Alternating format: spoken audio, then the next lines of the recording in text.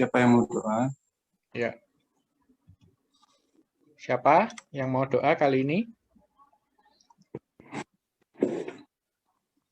Yang minggu lalu siapa ya yang doa pembuka?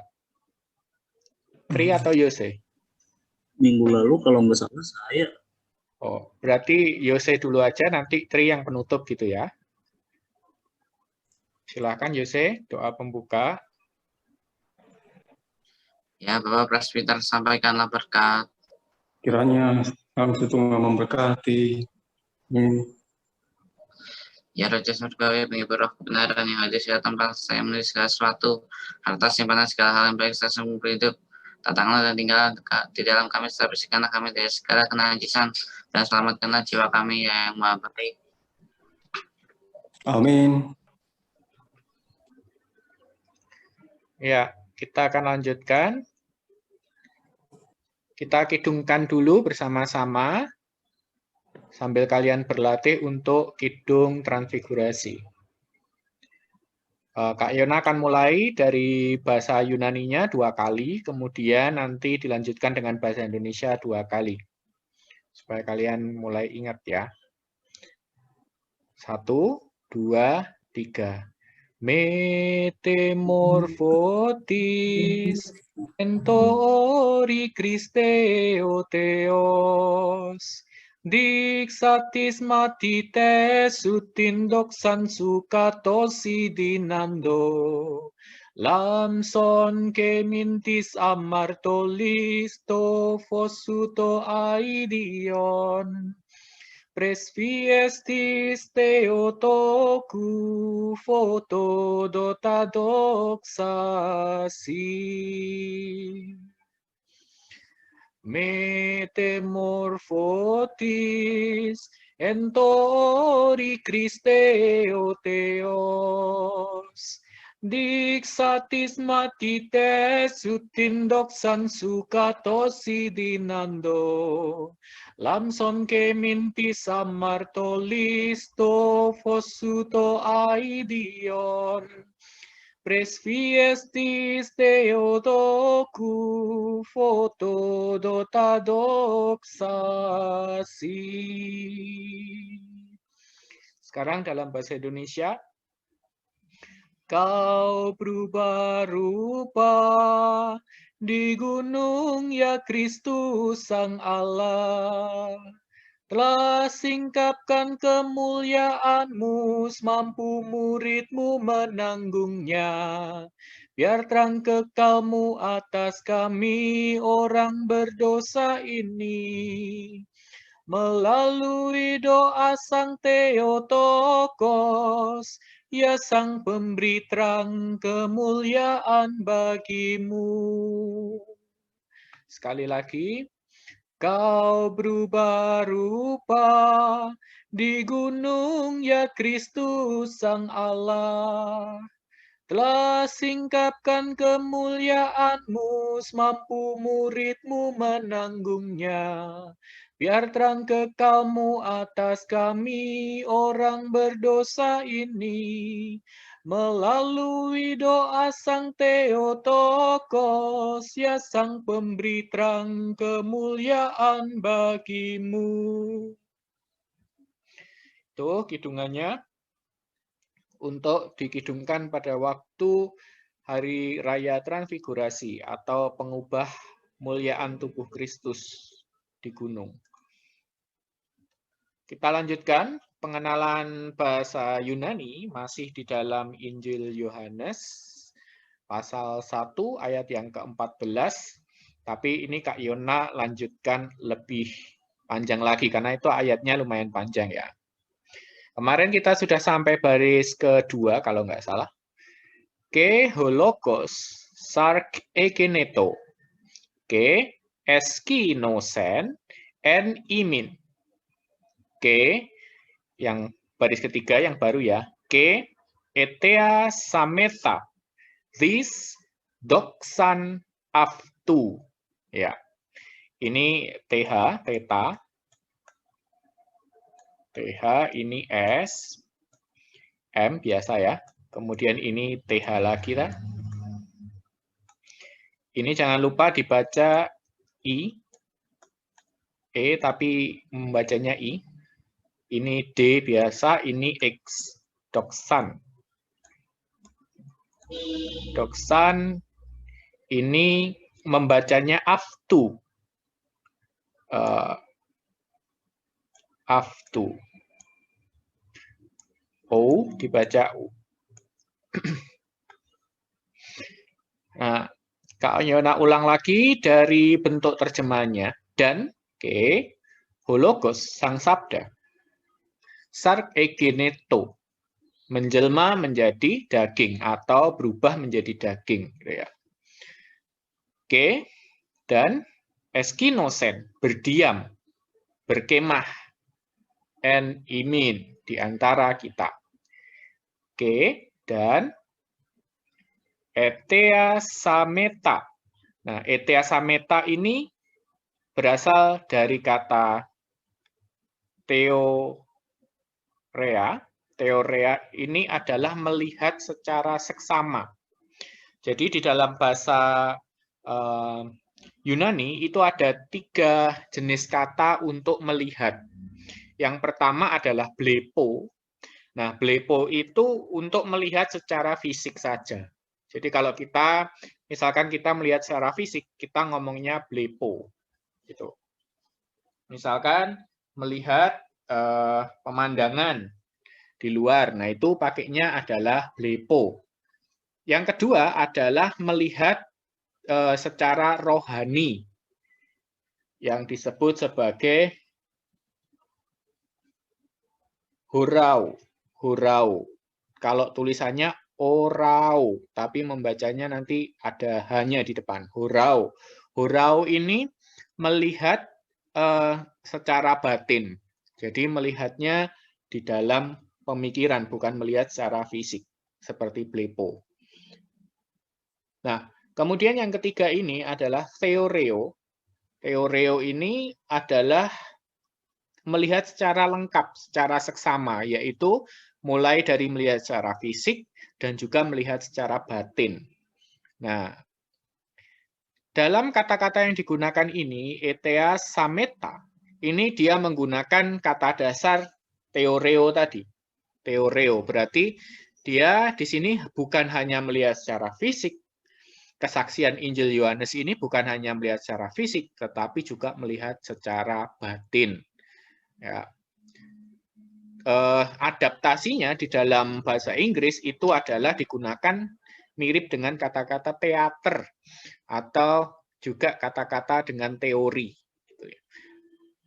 Teater, apa artinya? Karena kita melihat teater itu kita bukan hanya sekedar melihat, tetapi kita memahami makna yang ada di dalam teater itu.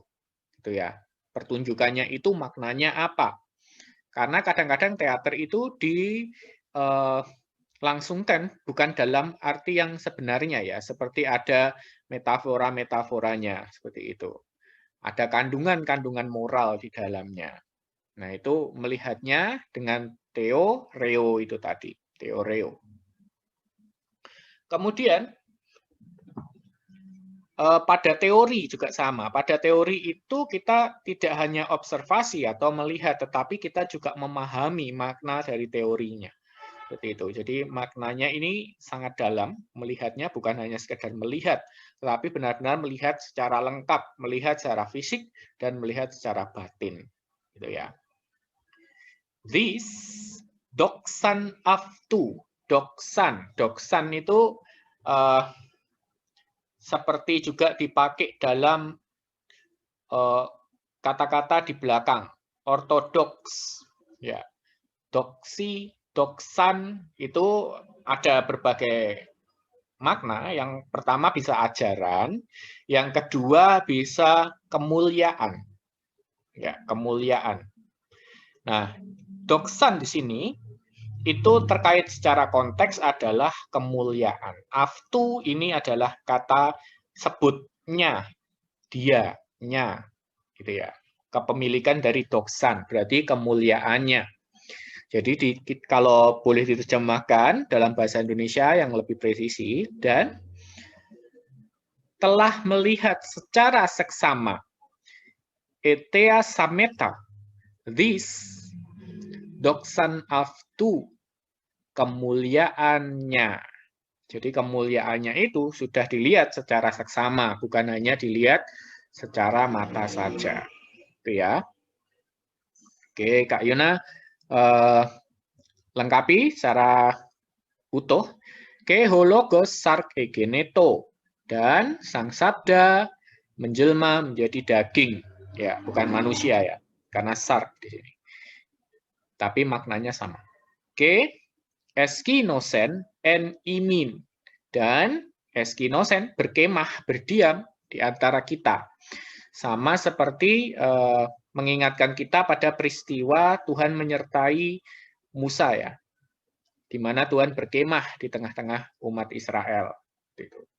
Oke, etea sameta, this doxan aftu, dan telah melihat secara seksama kemuliaannya.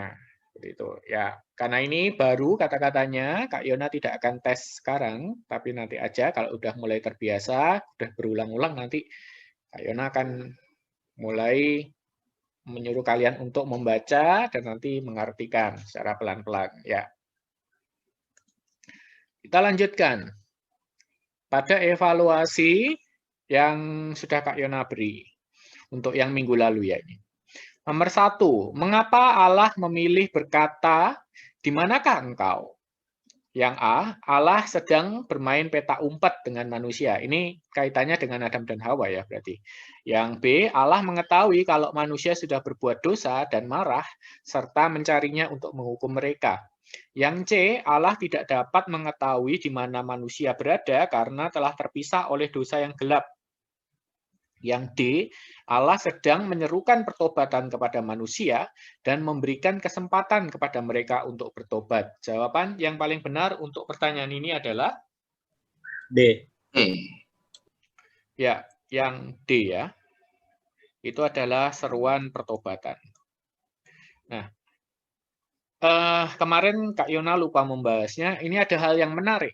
Ketika Allah berkata, di manakah engkau kepada manusia? Ini perkataan Allah kepada manusia ya. Kemudian Kristus itu menggenapi hukum Taurat dan nubuat para nabi, juga nubuat-nubuat yang tidak nampak secara langsung seperti ini. Ini kata-kata di manakah engkau ini adalah ketika Allah mencari manusia. Nah, itu disahut dengan Kristus ketika berada di kayu salib. Dengan kata-kata Eloi, Eloi, lama sabachthani. Allahku, Allahku, mengapa engkau meninggalkan aku? Itu ya. Nah, itu adalah respon dari panggilan Allah kepada manusia ini. Nah, ini menarik sekali. Jadi, ini adalah penggenapan dari kata-kata di manakah engkau? Eli, Eli, lama sabachthani. Selain juga dia merupakan penggenapan dari kitab Mazmur seperti yang ditulis oleh Nabi Daud. Yang kedua, mengapa Allah memberikan larangan memakan buah pengetahuan kepada Adam dan Hawa?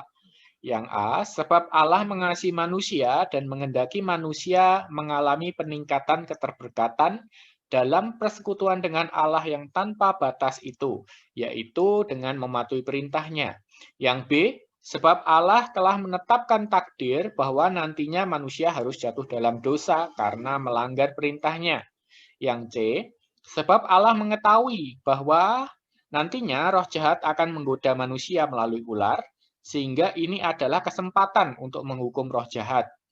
Yang D, sebab Allah percaya kepada manusia sepenuhnya bahwa manusia pasti tidak akan melanggar perintahnya. Jawaban yang paling tepat untuk soal nomor 2 adalah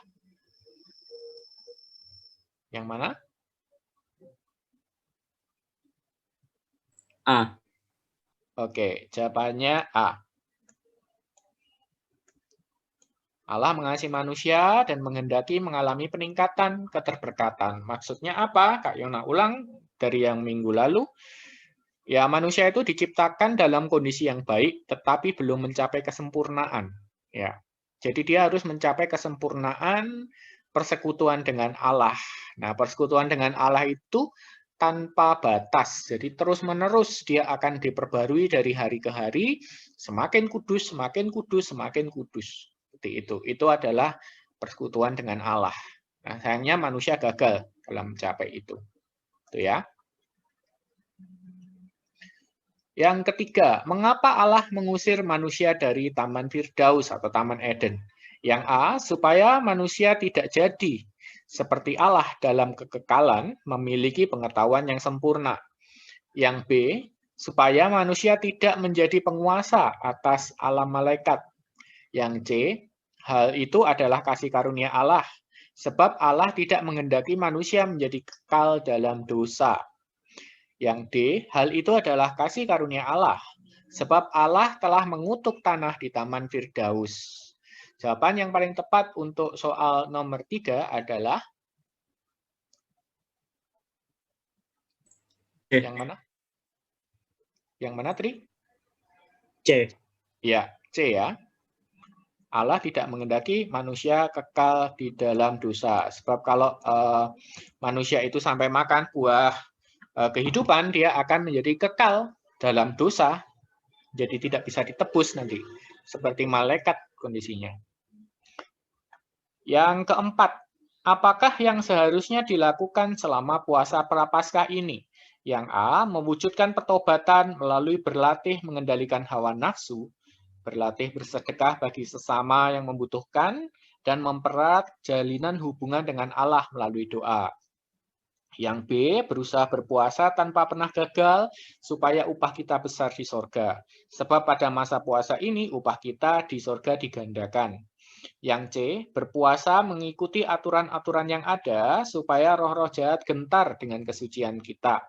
Yang D, mewujudkan penebusan atas semua dosa-dosa dan kesalahan-kesalahan kita agar kita kelak dapat masuk dalam kerajaan surga dalam kondisi yang suci.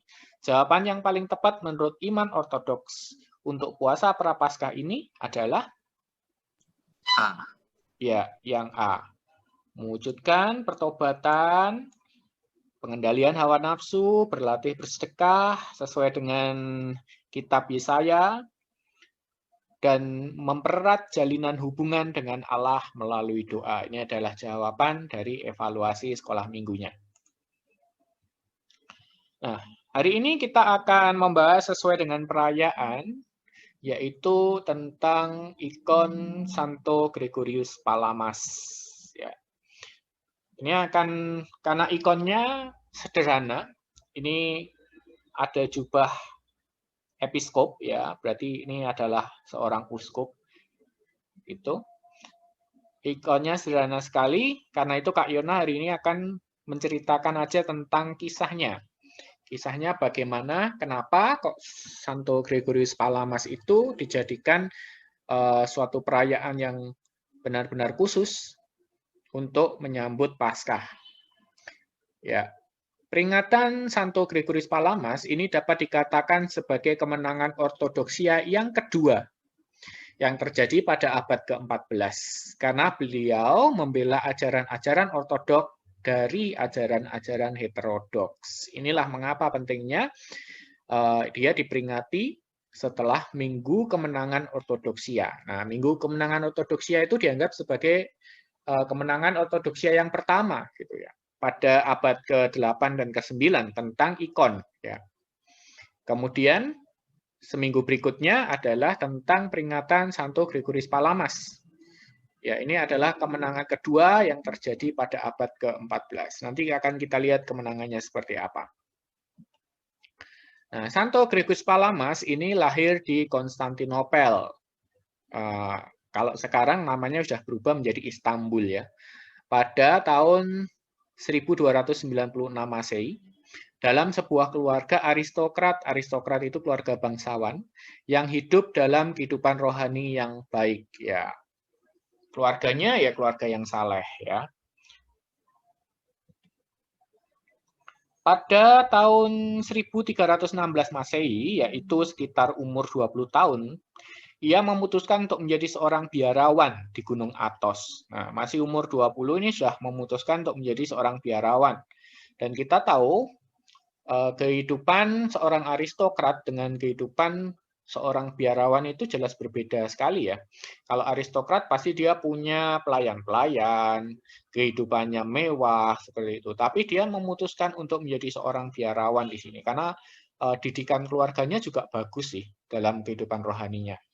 Ayahnya itu juga sempat menjadi hal yang sama ya. Ayahnya itu sempat menjadi seorang biarawan juga.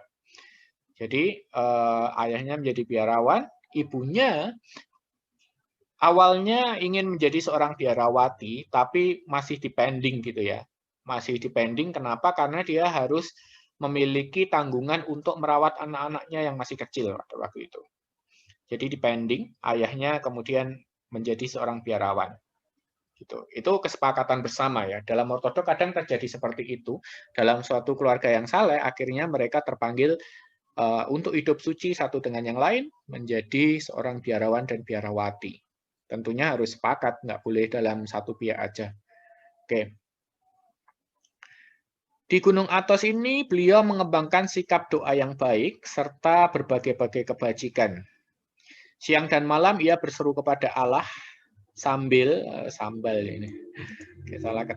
mencucurkan air mata, terangilah kegelapanku. Jadi ini adalah satu ciri yang dimiliki oleh seorang santo atau seorang orang suci ya, yaitu sekalipun kebajikannya itu dia banyak, kemudian doanya juga mempeng gitu ya, rajin untuk berdoanya, tetapi dia masih merasa bahwa dirinya itu adalah kegelapan. Ini hanya bukan sekedar teori, tetapi benar-benar yang dirasakan oleh hati.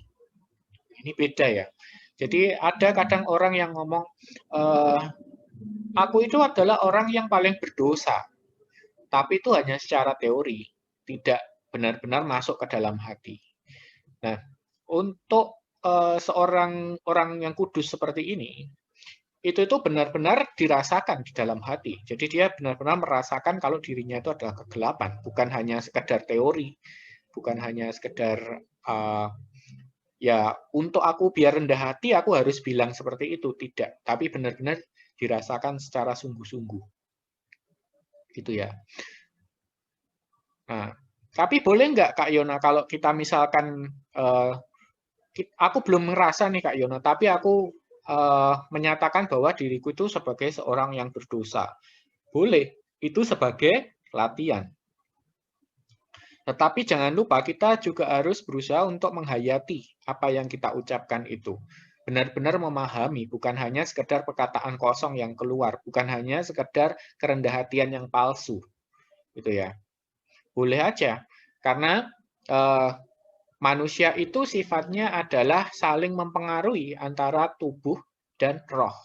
Ya, kadang-kadang roh duluan yang dia akan mengubah perilaku tubuh kita. Nah, pertobatan bisa jadi seperti itu. Tapi juga bisa itu adalah sesuatu yang sering kita lakukan. Jadi sesuatu yang kita buat di dalam tubuh kita. Nah, itu akan mempengaruhi roh kita juga.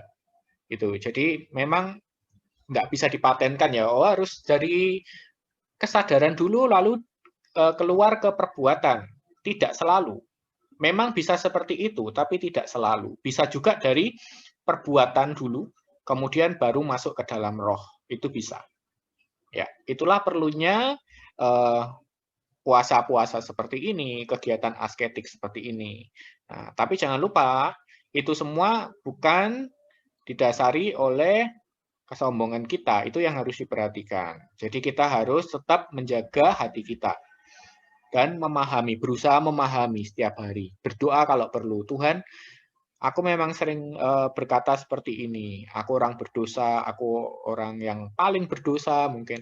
Tapi Tuhan, aku jujur aja, waktu kita berdoa pada Tuhan. Tapi Tuhan, aku belum benar-benar ngerasain. Belum benar-benar sadar akan diriku. Bantu aku untuk memahami bagaimana frase ini, bagaimana kalimat ini benar-benar bisa ada di dalam hidupku seperti itu. Nah, nanti Tuhan akan pelan-pelan dia akan melakukan bimbingan ya. Ya nggak bisa langsung jring tiba-tiba dalam 1 menit kamu mengalami semua perubahan gitu, belum tentu. Nah, dan dia dikatakan Santo Gregorius Palamas ini siang dan malam ia berseru kepada Allah sambil mencucurkan air mata. Ini tidak gampang.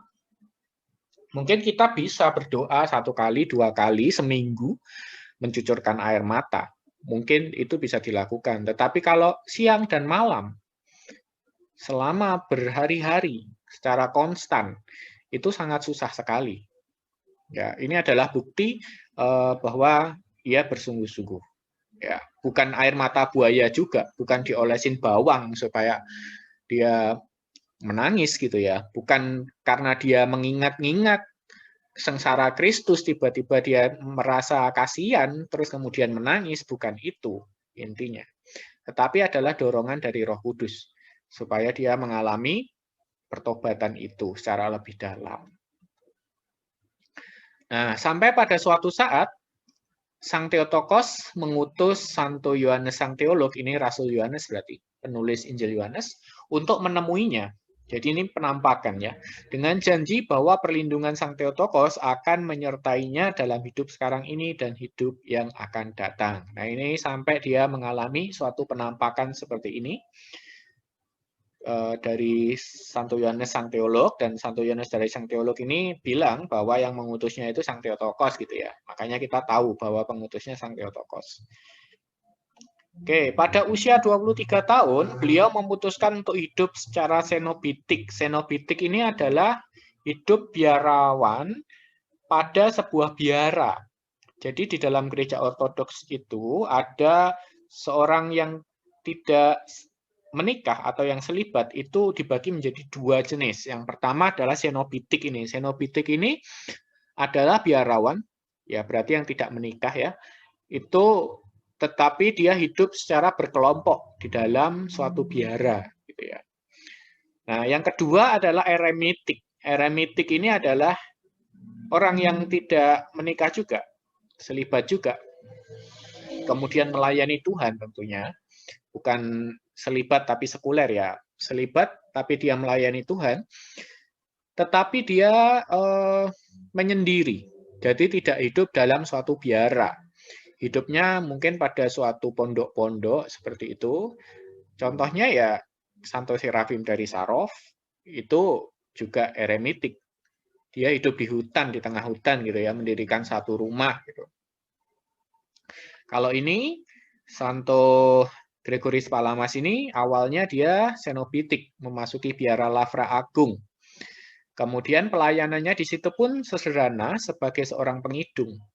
Beliau hidup dalam penyertaan Roh Kudus sehingga dalam kehidupan asketiknya, kehidupan mati raganya mampu menjalani 3 bulan tanpa tidur. Nah, ini kalau orang biasa ini bisa wafat ini ya, bisa tertidur dalam Tuhan ini 3 bulan tanpa tidur, itu jelas nggak mungkin kalau orang biasa. Ini adalah karya-karya Roh Kudus.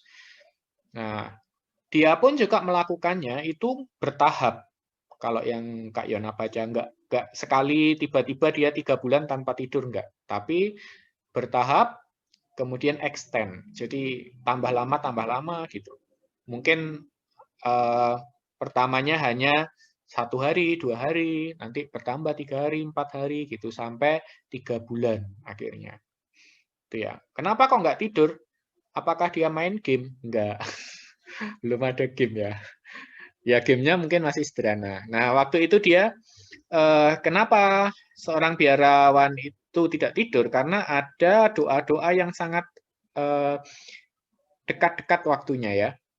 Jam 9 kompletorium, jam 12 vigil atau sembahyang tengah malam seperti itu ya. Itu sembahyang tengah malam itu kalau dilengkapkan semua sama kanon-kanonnya dan sebagainya itu lama sekali, bisa sampai jam 2, bisa sampai setengah 3. Nanti jam 3 ada lagi sisipan, doa sisipan sebelum doa pagi gitu. Makanya kalau diikuti terus ya bisa nggak tidur. Nah, pada usia 30 tahun, beliau ditahbis menjadi seorang hieromong. Hieromong ini adalah presbiter, tapi presbiternya presbiter rahib. Jadi presbiternya selibat gitu ya. Di Tesalonika, kota Tesalonika, setelah mengalami penglihatan kehendak Allah atas dirinya. Jadi Suatu saat dia mengalami suatu penglihatan dan Tuhan itu berkehendak agar dia melayani di Tesalonika. Nah, akhirnya dia menuruti dengan penglihatan itu dan dia berangkat ke Tesalonika.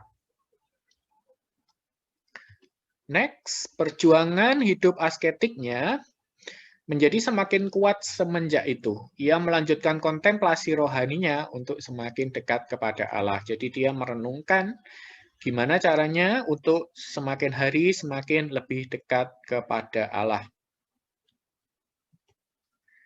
Nah, setelah kematian ibunya, beliau memutuskan untuk kembali ke Gunung Athos lagi sebagai seorang eremit, tapi kali ini. Yang dulu dia sebagai senobitik. Yang sekarang dia sebagai seorang eremit, jadi dia menyendiri. Nah, pada saat itulah beliau menerima akhirnya penglihatan dari Allah dalam cahaya yang tak tercipta, Roh Kudus. Ya, ini Santo Gregorius Palamas ini akhirnya dalam perjalanan hidupnya melihat sebuah terang cahaya yang tak tercipta itu. Ya, cahaya dari Roh Kudus ya. Sekitar tahun 1335 Masehi, seorang biarawan dari Kalabria yang bernama Barlam mulai mengecam hal-hal penampakan rohani yang bersentuhan dengan indera manusia yang terjadi dalam lingkungan gereja. Sehingga juga hal ini mengecam praktek hesikasme. Hesikasme itu praktek doa puja Yesus itu ya. Santo Gregorius Palamas tidak setuju dengan ajaran baru ini dan beliau membuat pembelaan bagi ajaran ortodoks. Ya, kita akan bicarakan tentang perseteruan ini pada sesi kedua. Ini adalah perseteruan yang menyebabkan dia nantinya disebut sebagai kemenangan ortodoksia yang kedua. Oke, Kak Yona stop dulu sampai sini. Kita bisa break dulu sebentar sambil Kak Yona menyiapkan untuk sesi yang kedua. Nah, Kak Yona akan jelaskan secara lebih detail bagaimana itu terjadi. Yang pertama kita akan lihat dulu pada Barlam ini. Barlam ini asalnya dari Seminara yang dilahirkan di Calabria, itu di daerah Italia Selatan. Berarti ini termasuk ke gereja barat ya. Kemudian kisah ini terjadi itu antara Konsili Lyons II atau Konsili Semu yang menghendaki persatuan antara gereja Roma dan gereja Ortodok Timur saat itu. Dan juga Konsili Ferrara Florence. Jadi diapit ini ya. Terjadinya ini antara Konsili Lyons II dan Konsili Ferrara Florence. Yang keduanya itu gagal untuk menyatukan antara timur dan barat. Oke. Nah, pada masa mudanya Barlam ini mempelajari tentang teologi barat skolastika. Ya, kemungkinan juga dia mempelajari karya-karya dari Thomas Aquinas di barat, karena ini lahirnya di barat dan besarnya di barat ya. Kemudian dia menjadi biarawan di Calabria juga, di gereja barat. Namun karena ia tumbuh dalam komunitas Yunani, jadi sekitarnya, lingkungannya itu kebetulan banyak orang-orang Yunaninya. Maka dengan segera ia menjadi tertarik dengan ajaran Ortodok Timur. Selanjutnya ia menjadi biarawan di Gunung Athos dan kemudian menjadi abot di biara San Salvatore di Konstantinopel. Ya, ini sejarah kehidupannya dari Barlam ini ya. Background hidupnya Barlam ini. Ya, jadi dia setara dengan abot. Abot itu kepala biara.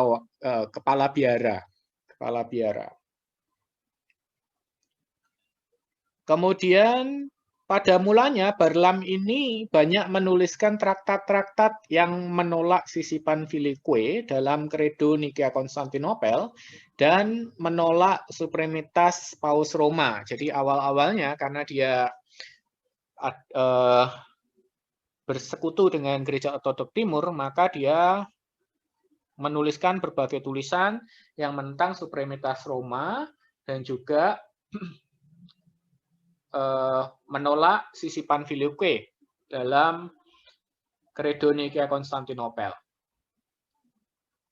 Nah, pada tahun 1332 ini Santo Gregorius Palamas itu terlibat perselisihan teologi dengan Barlam dari Seminara, di mana Barlam dari Seminara ini mulai menyebarkan teologi agnostikisme. Barlam menyatakan bahwa tidak mungkin ada bentuk doa yang bersifat mistik dan komunikasi antara Allah dan manusia hanyalah sebuah metafora atau majas yang menyatakan suatu bentuk kiasan. Dengan demikian, teologinya juga menyerang praktek hesikasme atau hesikasme, yaitu suatu praktek kontemplasi mencari Allah dari keheningan dan doa yang tak kunjung putus, yang sejak dulu sudah dilakukan dalam tradisi Ortodok Timur.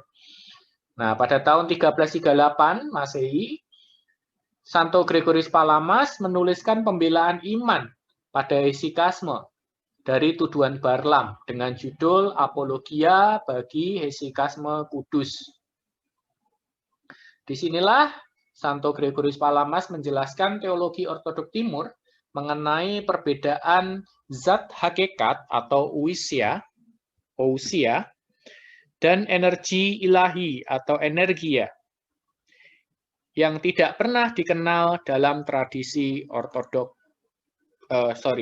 yang tidak pernah dikenal dalam teologi skolastika Barat. Jadi, dalam teologi skolastika Barat itu tidak ada pembedaan antara zat hakikat atau ousia dan energia atau energi ilahi.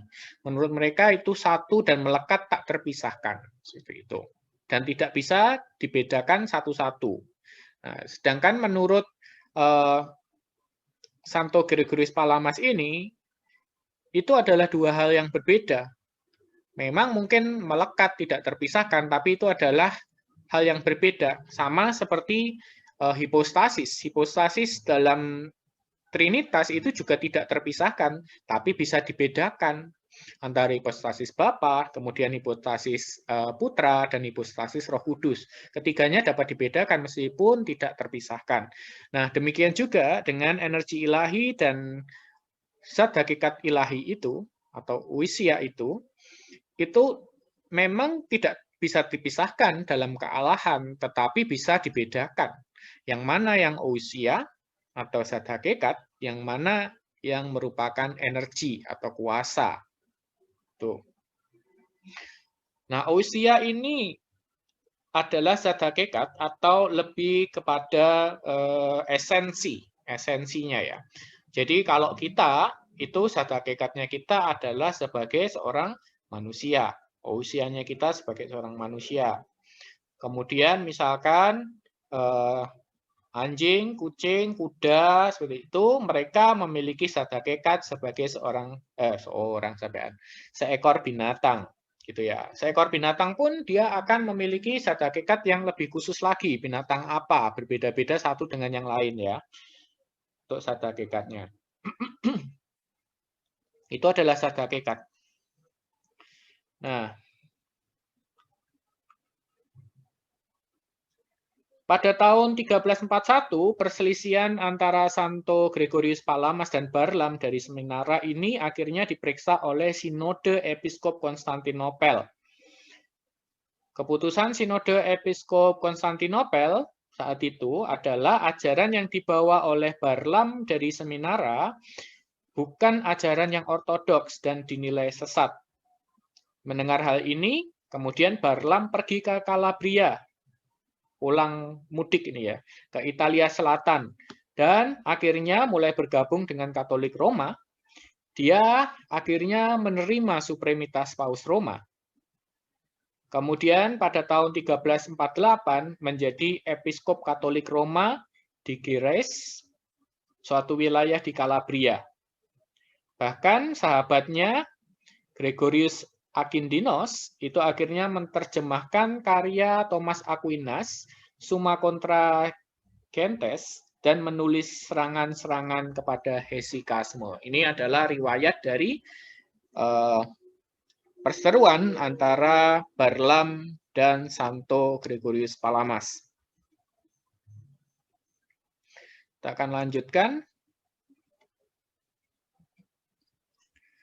Ini tadi beliau menjelaskan bahwa seorang dapat mengalami energi ilahi dari Allah seperti cahaya yang tak nampak saat peristiwa transfigurasi. Hal ini juga dapat menyinari batin sehingga seorang dimurnikan dari hawa nafsu dan mengalami persekutuan dengan Allah. Jadi cahaya yang dialami ketika transfigurasi itu bukan hanya cahaya biasa, bukan hanya cahaya buat keren-kerenan gitu, tetapi itu juga adalah cahaya yang bersifat memurnikan batin seseorang. Seperti itu ya.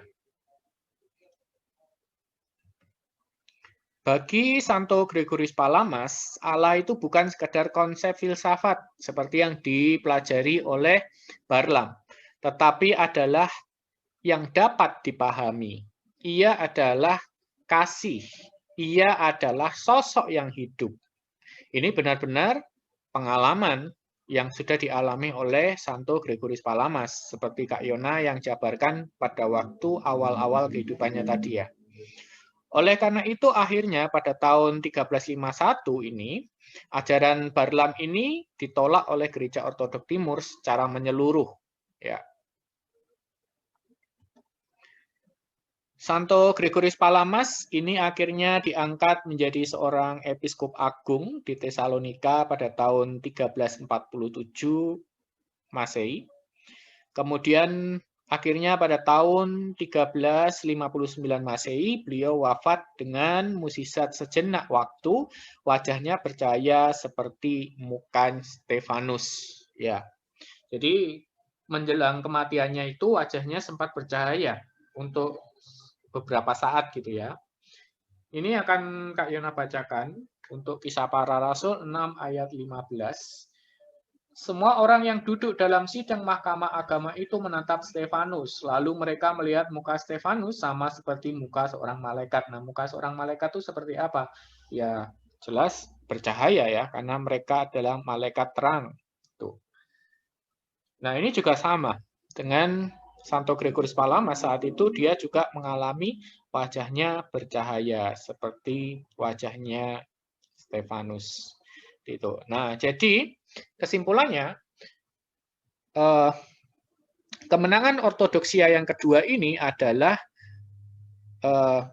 pembelaan terhadap hesikasme atau hal intrinsik internal yang menuju ke dalam. Kalau kemenangan ortodoksia yang pertama ini adalah membela lebih kepada hal yang eksternal, yaitu ikon yang kita lihat, yang kita sentuh, yang kita hormati, seperti itu ya. Jadi perwujudannya lebih ke eksternal. Nah, yang kedua ini, kemenangan ortodoksia yang kedua ini lebih menyorot kepada hal yang batin sifatnya. Jadi yang arahnya ke dalam, yang arahnya ke internal, seperti itu. Nah, selain itu juga pembelaan kepada ada beda antara energi ilahi dan esensi ilahi atau zat hakikat ilahi.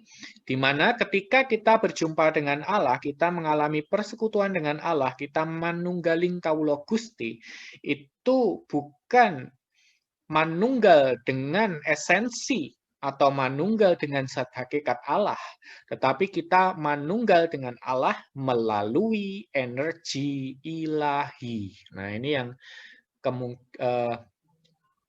dalam gereja barat tidak ada, gitu ya.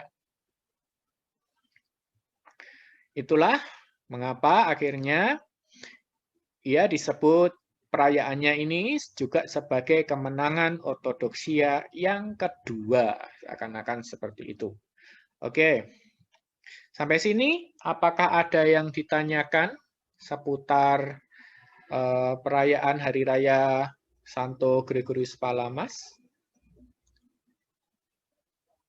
Jam sudah menunjukkan jam 6.55, kurang 5 menit lagi.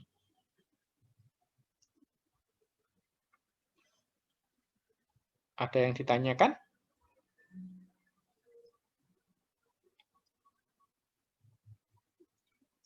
Kalau tidak ada yang ditanyakan, mungkin Romo ada yang ditambahkan?